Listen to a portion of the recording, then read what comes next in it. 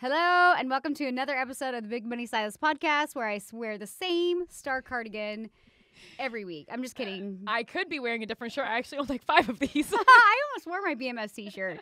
I just wanted to be cozy. It's raining outside, and I love rainy California days. And then I'm like, we should not have to work on days like this. It should be illegal. It should be. I was literally in my pajamas till like 10, just doing stuff online, and I kept thinking like, I should go work out. I should do something. I was like, no, I'm just gonna soak it in. I turned on my fireplace. Oh. My Christmas lights were on, and I was in heaven. I was like, I have a Christmas tree that's up. I have a cactus with Christmas lights. I have Christmas lights on my patio, Christmas lights in my dining room. I'm going a little overboard. I need to like reel it in. I love Christmas. I thought you didn't. I thought last year you only had lights on a cactus. No. I had a tree and everything. I love Christmas. I was going to say you're Scrooge because like I love Christmas. I have a tree in almost every room.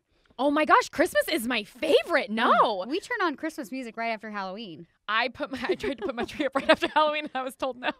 I waited until I did it about a week or two before Thanksgiving. I did too. I just like to get it up. It's so much work. Well, to put it up, mine's big, so I just like to enjoy it. It's like it's so short lived, and then when I take it down, don't you feel like all sterile? You're like, why is my apartment so sad? One year we had Christmas lights up and a Christmas wreath till after Valentine's Day.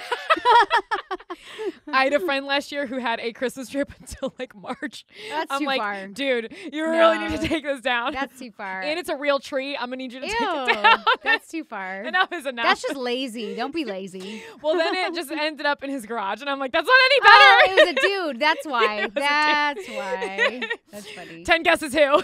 But yes. Yeah. Oh, Jesus. That's funny. Not Jesus, but you're close. Jesus wanted to keep celebrating his birthday, all right? You don't take that away. Yeah. All right, bring us in. I'm going to get hate about Jesus comments now for sure. So we are going to bring up a very interesting topic. And this is something that spicy. I feel weirdly happens more so in industries with women as opposed to men. Because I feel like men, really, you said it earlier, if they're pissed off, they kind of kick you in the dick, and then they're like, you're an asshole. You want to go get a beer? Yeah, we're done. Women, on the other hand. They take things as, like, personal vendettas, and, like, because maybe they're less busy or they need purpose. I don't know. I think drama actually gives women some purpose. I think it does, too. In fact, I know it does, because there was a point with my mom and my sister where I was literally like, I cannot talk to you guys anymore, because every time I call you, and sorry, Mom, my mom doesn't listen to these shows, but my mom, till this day, like, she'll talk and say, how are you? But then she always wants to be like, well, you know what's up with Rochelle and her sister and this and this and this. And I want to be like, that's sad. And I don't want to be, like, insensitive and I don't care. But I actually think that, like, for women, that drama it gives them a sense of purpose. And this is so bad, but I walk around my neighborhood all the time, and I always see, like, older women, and they're like, and she was like, did it? And I can feel the energy in their stories, and I just think, oh, God, please don't be me at 65. Like, I don't want to live my life based on like Sally's drama and just really hollow shit. Do you know what I don't want? I don't want all the friendships and relationships in my life to come together because of shit talking. Yeah. I don't want it to be that like you and I are close only because we talk shit on them. I want it to be like we built something fucking cool and amazing that like changed the world, and that's why we're all together. In my own salon, like, I'm super protective of the energy in my salon, and I've worked in like over a dozen different salons in 4 different states. And I hate the energy of like when women are gossipy and drama and all that. And even within my own salon, I was like, I will not tolerate that. And so even if I hear a client who's kind of sad or down or whatever, and I don't even want them to, and this sounds kind of insensitive, but I don't even want them to vent to me, really, because I don't want to feed into the drama. So I usually am like, oh yeah, that jerk, whatever. And then I'll be like, oh my God, you know what? And I'll start a lighter conversation. I'll be like, you know what movie I saw? And I have people will tell me all the time, they're like, I love the energy in your salon, but I'm very aware of the energy and the conversations and the experience it creates and the life that if I'm at the salon working, I want it to be my happy place. You know what I mean? Yes. I don't want to have this place where it's like, come and dump your feelings, and I'm like, I'm going to validate you on the shit that's going on in your life. I want you to come and keep it light and just have an amazing experience. And so, like, again, I'm just like very protective. And if I have any friends, like, I actually don't have any friends like that in my life right now, thank God. And I think it's because I like recognize that that probably when I was going through a lot of trauma in my own relationship with my husband and everything else. And so any friends that had drama, I was like, fuck you. I don't have time for this. And I felt pretty isolated for a while. And I was very scared to even like reconnect with people and make friends. And I'm sure you've experienced this too. Oh, yeah. Because you're like, God, I'm so protective of my bubble. You know what I mean? You're like, all these people like were not serving me. And all of these people were influencing my decision. And they're not people I actually want in my bubble or want to hang out with.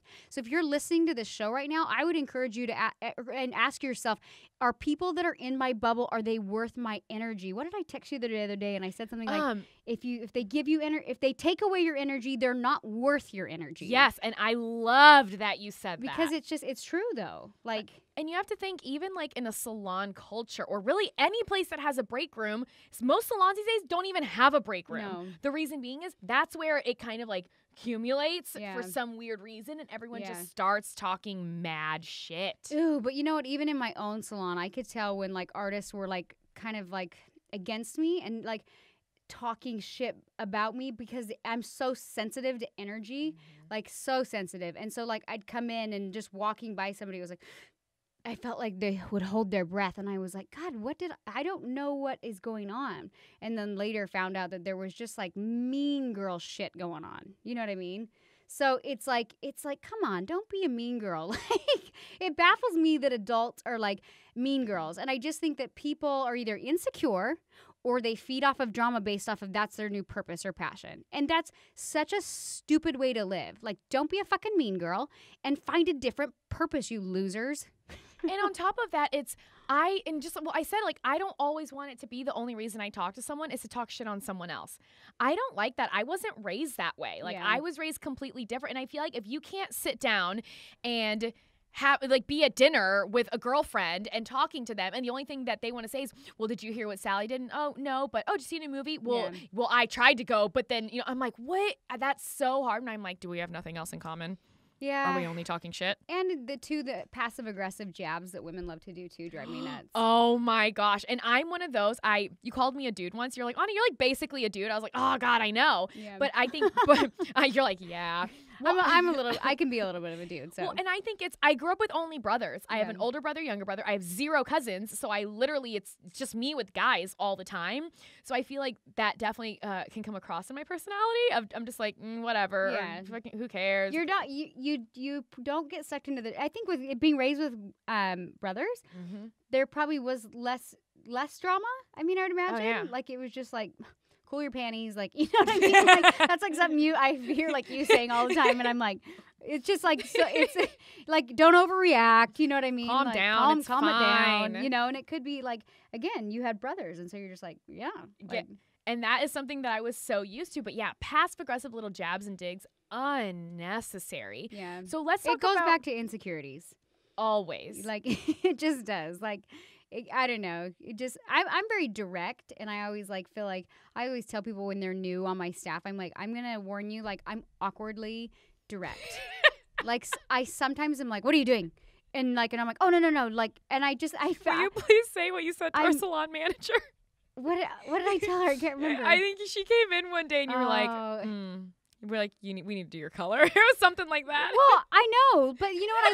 I look at it like somebody's working for me, and I'm like, in her her color was bad. Like, it looked like it hadn't been done in a while. And I was like, man, if you're gonna work here, you gotta like uphold the brand. And I was like, I didn't like, we were having a good conversation. I just said, we need to fix your color. I just flat out said it. And it's not like she didn't know. She's like, no, I know. It's been a while. I'm trying to do this and this. And I was like, okay. And then I was like, I apologize. I just realized I just literally met you like 2 days ago, but you seem like a direct person. And I said, and I'm a direct person. Direct. Yeah, and I was like, and I'm a direct person.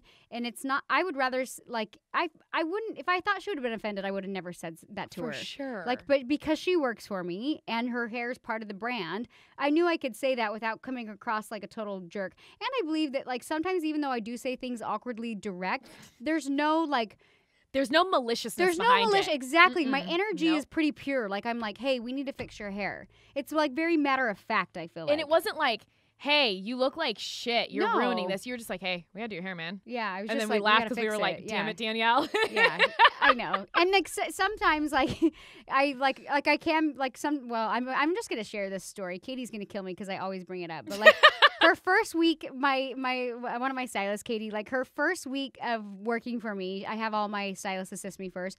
And I come in, and she was in a T-shirt and some little black shorts and some tennis shoes, and it looked like she was kind of in gym clothes. Oh, I'm sorry, no. Katie. I didn't know how to. I was like, God, I don't want to make her feel bad, but like, you can't wear gym clothes to work, like.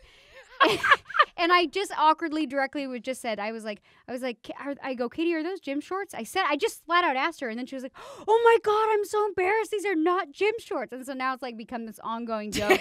And I was like, I'm sorry, you had it paired with sneakers and a T-shirt. I didn't know, and I wanted to just be like direct and be like, hey, you need to wear professional clothes to work. And she's like, they were like not gym and anyways, I felt kind of bad, but so that was like our ongoing joke, that sometimes I can be like awkwardly direct, and if you don't know me that well, people are like, oh my God, did she just say that? But again, there's no maliciousness behind it. I kind of just say it how it is.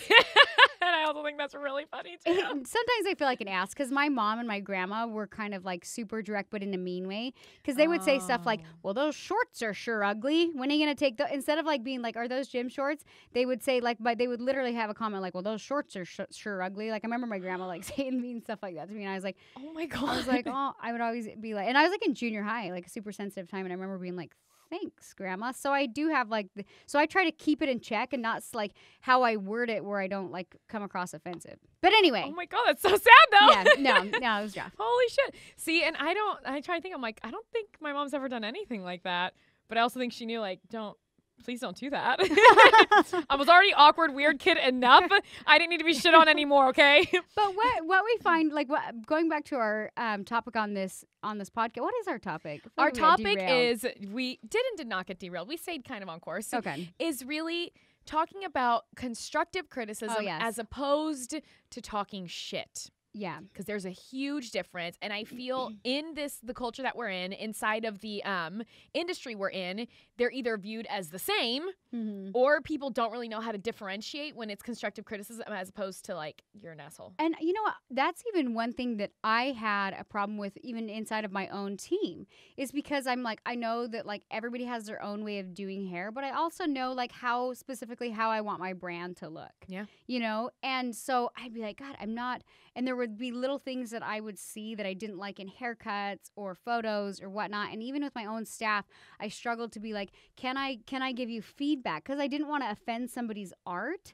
You know what I mean? But then I would always try to flip it and be like, okay, if somebody you worked for came back and said, can I give you feedback? And I said, yes. Even if I didn't like, if I was like, well, I like this, I would still be receptive to the feedback and try to take something out of it and try it. Even like this yesterday, and again, going back to my shadowing student, she had this color and this girl wanted kind of a cooler icy blonde, and we were at the shampoo bowl, and like her ends were like, I did the no as a stylist when the client was in the bowl. I was like, oh my God, her ends still look tangerine. Nobody wants tangerine ends. Oh no. And I did, and then she goes, and she looks at me and she's like, oh my God. And I started laughing, but it was a model that we were giving free hair to, so I had like less of a filter, and I was like, and I laughed and I was like, don't worry, we'll fix your tangerine orange ends. But anyways, like she was like, well, I'm gonna try this and this and this, and she ended up putting this beautiful toner on, and she's a student of mine, and like she started blowing it out, and she got done, and I like literally high-fived her. I was like, good fucking job. I'm going to take notes from you. Like, I was like, that was an amazing formula that you just used. And like, the color is beautiful. And there was this ebb and flow to like, she was actually teaching me with like some of the tricks she showed. And I'm like, that is awesome. And then I would step in and be like, have you tried this color and this color? And I was teaching her. And that's when you have two, I want to say, mature artists who can like, they're confident in their own skin. They're comfortable in their own skin. And they don't need to talk shit about other people's work. And they can be like, I learned something from you. You learned something from me. You know what I mean? And it was like a really cool space to even be like coaching somebody who's like that. And even when we had all of our platform artists come this last convention, I felt that there was like this super killer respect for one another. It wasn't just like you walk into the room at your own fucking salon and you feel people holding their breath and you're like, what is going on? There's just like this respect of like, oh, that's cool. I'm going to try this, because art is ever evolving. And it's like art is subjective, but it's also like you can always learn cool tricks. And so I struggled with inside my own salon of being like, how can I give somebody feedback without offending them? And I think it goes back to like the recipient. Like if you're working for somebody and you want to learn and grow, you have to be open to feedback. Even if you only take a sliver of it, you always have to be open to feedback, you know? And just realizing that it doesn't come from like a malicious, mean place. And the only way for you to ever get better is to hear feedback. If you keep doing something, and no offense, it's shitty, it's not great, and then everyone's like, that looks so great. Oh my gosh, I love it. You're so amazing. But you're not actually doing a great job. How do you ever get better? Yeah. And even like going to our platform artists, one of them, when she was on stage, because I would walk back and forth and look at their work, and all of our platform artists are super high producers. They do a ton of MBR. Their work is super beautiful. They all own salons. Like, they're amazing. And they'd ask for feedback, too, though, which is cool. All the time. Yeah. But that is a huge mark of someone who wants to be better and values growth. Exactly. Someone who wants feedback. Right. So I was walking around looking at all the heads, and one of the girls was on stage, and she kind of looked at me, and I looked at her, and I was like, can I look at your row? And same, because I didn't want to be like, hey, man, this is what I see. Yeah. So I was like, oh, can I look at your row? She's like, yeah. And so I saw the end bead, and I was like, girl, that's tight. She's like, fuck. She's like, is it? I'm like, yeah. I'm like, you're going to need to loosen him. She's like, are you sure? And I'm like, yeah, look, here's why. And I like showed her, and we talked about it. And so then the next row she did, she's like, Ani, come here, come look. Is this better? Yeah. And so she knew I'm not sitting here like, your end bead's so terrible. You're garbage. No, like, hey, I'm looking at it. It's too tight. And you can tell if somebody's receptive to feedback based on their energy. So you could have somebody who be like, hey, what if we did this and this? And if they freeze and they're like, and they act like they're in trouble. Like, you can't be that person. You have to be receptive to feedback in order to get better. Otherwise, you're just going to have that ego that we talked about on last show. The ego doesn't really actually serve you. And it doesn't mean that you're not a good artist if somebody comes in and says, can I give you feedback? It's like being confident in your own skills, being comfortable in your own skin, hearing what they say, and seeing if it adds value into what you're currently doing. And there's always a place you can find a value. If you're open to feedback, you can always find value. And that's what's so cool. When you get to that place where you're finding yourself talking shit, and you might want to have a check on yourself and be like, am I really that good, or what do I need to dial back in, you know? And it's even like things that I've seen inside of salons, because I used to work at like a bigger salon back in St. Louis, and then I even like worked by myself in a suite, and it would blow my mind because I was one of, I think it was like 25 suites in this building. It was huge. But it would blow my mind that we literally like don't work with each other. We just work in the same building. We all have our own separate businesses. And even then, sometimes people would come into my suite and be like, oh my gosh, Ani. Well, no one coming out. They'd be like, Ani, did you see the color job that so-and-so just did? Did you see her client leave? I'm like, no, I'm in my room. And they're like, you should have seen it. And then they would leave my room, and I'd be like, you're like, what's that? Why? Did you come in here to literally just say that? What was the necessity in that? Yeah, what was the point of that? Or even like making, like, if you're like, I don't like this color line, like, cool, don't fucking use it. You know what I mean? That's the one that, like, that blows my mind, because I've heard so many people say, they're like, oh, if you use this color line, I'm better than that's you. embarrassing. Yeah, and you're like, who would ever do that? And I'm just like, whoa. First off, then you're giving too much credit to the product and not the artist. So what does that say about you if you're the person saying that? And it just, like, there's so many instances like that I just sit there and I'm like, why was it necessary? And to the people that would come in my loft and be like, did you see so-and-so's work? I really just want to be like, if you were busier with your own clients, you probably wouldn't be looking out in the hallway so damn much. Yeah. Yeah, it's just crazy. And I wanted, like, even like throwing myself under the bus when I first started my brand, and I started really like researching a lot just online and like Pinterest and stuff, and I would see like beautiful hair photos. And at the time I was like, just starting my brand, and I was like, well, my work looks that good, I just don't take photos of it. and then as I started to take photos, I was like, ooh, okay, I could get a little better. And then every now and again I'd get a photo and I'd be like, ha, nailed it. You know what I mean? And it's like, you're going to have some that are better than others. And I always even try to look at my work and like sometimes, again, there's better than others. And I'll like take a step back and be like, okay. And I'll even have a meeting with like my assistants. I'll be like, okay, you guys, I loved everything about this. I didn't like this root color. I didn't like this, or this could, and like stuff like maybe a client doesn't notice, but I always, after every new install or even the repeat, I'll have like a little huddle at the end of the day with my assistants, and I'm like, okay, you guys, here's what I liked, here's what I didn't. What do you think? And I even want to hear their feedback, and then we'll take notes and put it in our system. Okay, change the base slightly to this, because I'm always looking to kind of, again, dial it back in. But in the beginning, I would look at pictures online and I'd be like, oh, mine's that good. And I would be like, whatever. And then as I started to really put myself out there, I was like, okay, reality check for me. There's always room for improvement. And even like now, as I feel like my work's pretty solid and my photos are getting good, there's still some huge salons and brands that I follow, and I'm like, good for you, like bow down, like and even though I'm like I can like take a photo of mine and yours, and I can like put them side by side and be like, yeah, like that is, I'm right there with you, but I know on a business level that they're ahead of the game a little bit than me.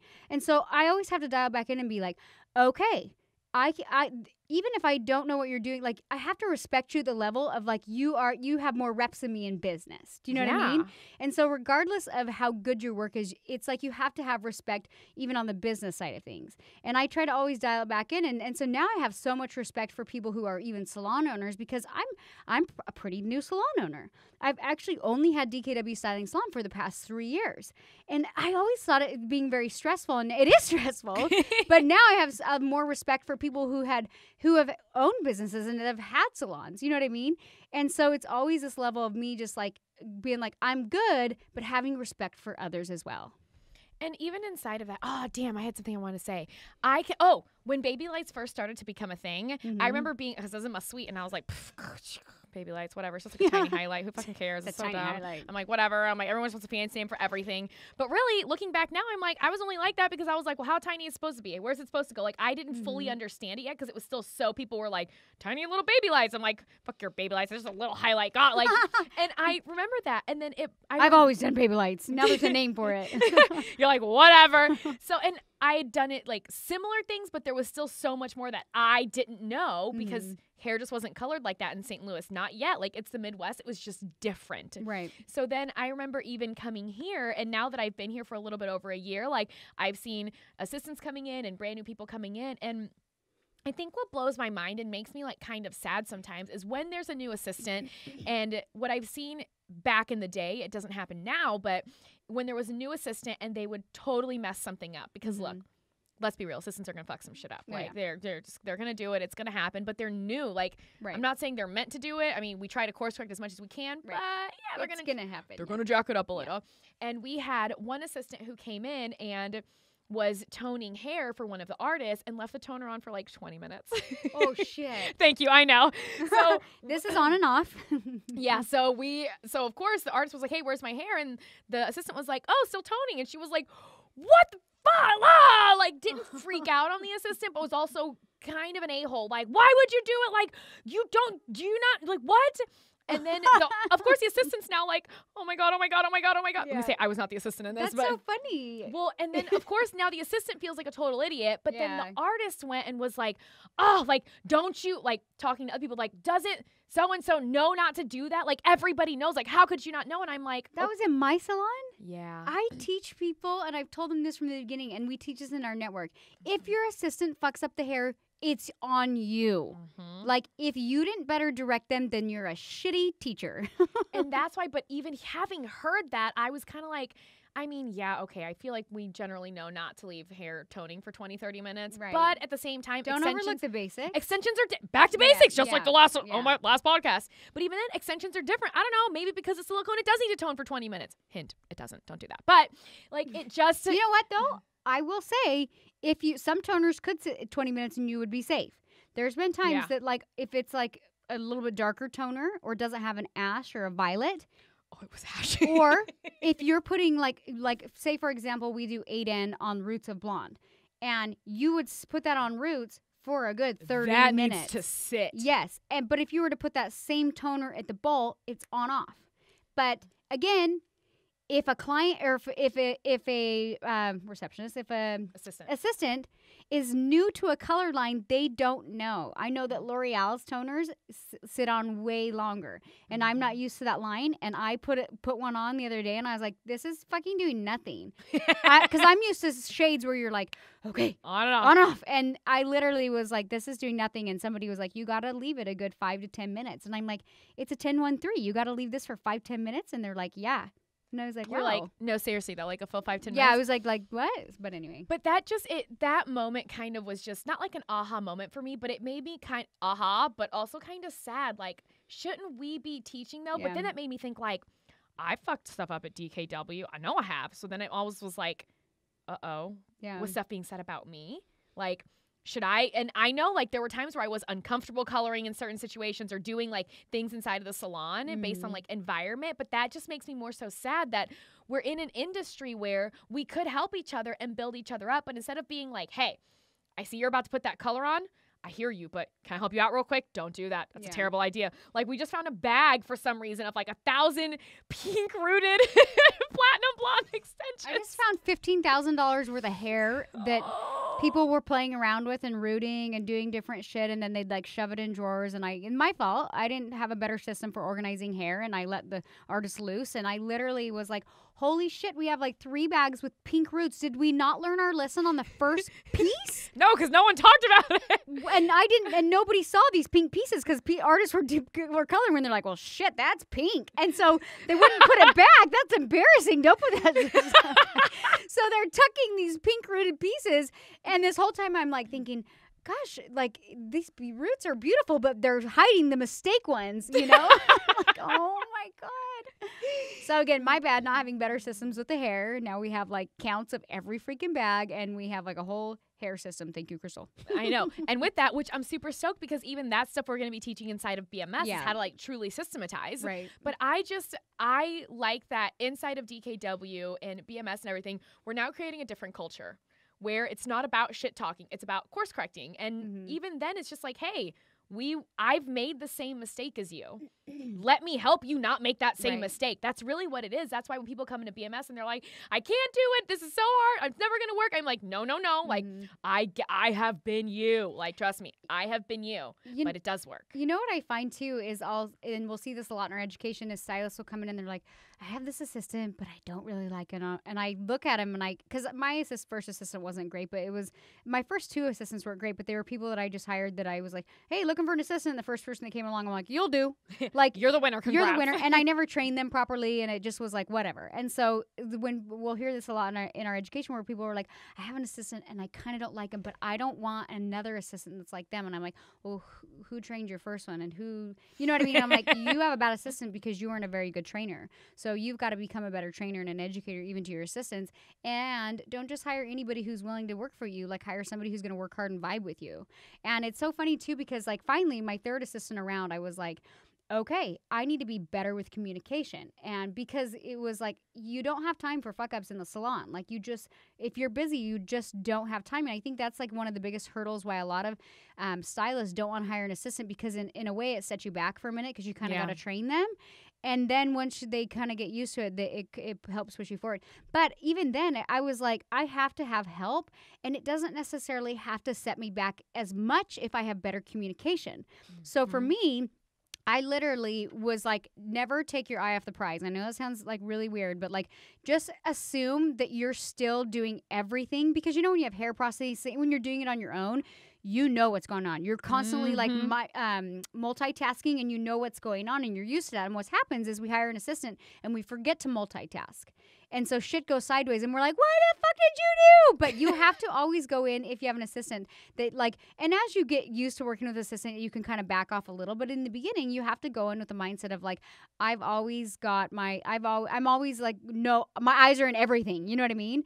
And so now I just really try to work on my communication with my assistants. And even when I hire a new assistant lately, I notice it doesn't throw me back as much, because I'm like, hey, here's how exactly, and I throw my assistants right into foiling. I don't typically hire like newbies. They've been doing hair for like 5+ years, but they're not handing me foils. I'm like, I want you to weave like this, and I have them show me, and I watch them, and I'm like, cool, I want you to do the next one, and I like watch them foil and I correct them, and so they learn fast with me. But I'm constantly like, hey, do this, and I joke around, but I kind of feel like it's like Hell's Kitchen, and I'm like, how's the toner on that? How you doing on that? And then I'm like, Sally, how are you? How's your hair? And then I'm like, what are we doing over here? How's the roots? Did you guys get that? Grab me a 613. Like, what are we doing over here? And then I'm like, it's so good to have you in the chair today. But that's like how I've learned to operate, is like always kind of like micromanaging and making sure, because if shit goes sideways, ultimately it's your fault because you weren't a very good educator, and you have to take accountability for where you're at. And then there are going to be some assistants where you're like, bye-bye.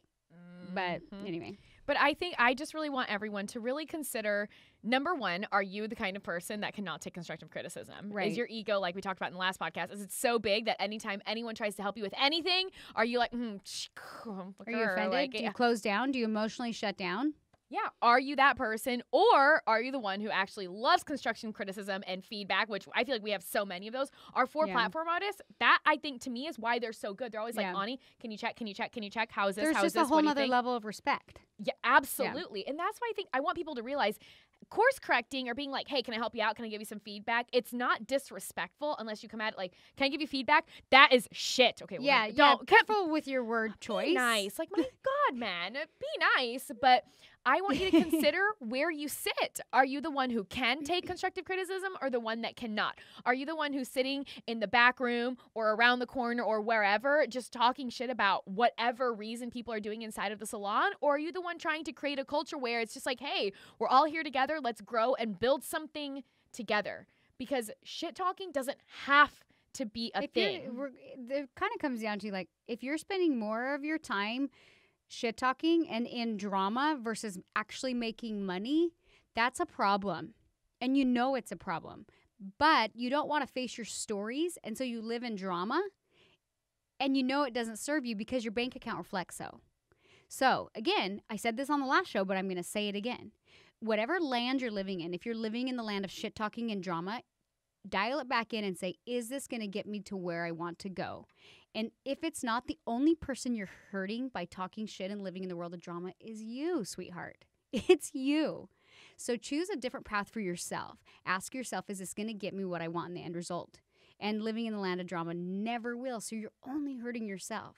I'm going to continue to do my thing. I'm going to stay in my lane. And regardless of what you say, you're irrelevant to me because I don't live in the same land you do. I'll never be there with you. So I can easily ignore you. You're in pain. I'm not, sweetheart. So that being said. So with that being said, thank you for listening to the Big Money Stylist podcast. And you can actually see and watch us at bigmoneystylistnow.com. And stay tuned because next week is episode number 50. Ooh. We're going to come with shots of tequila. Kidding. No. Maybe. See you guys then. All right, bye, guys.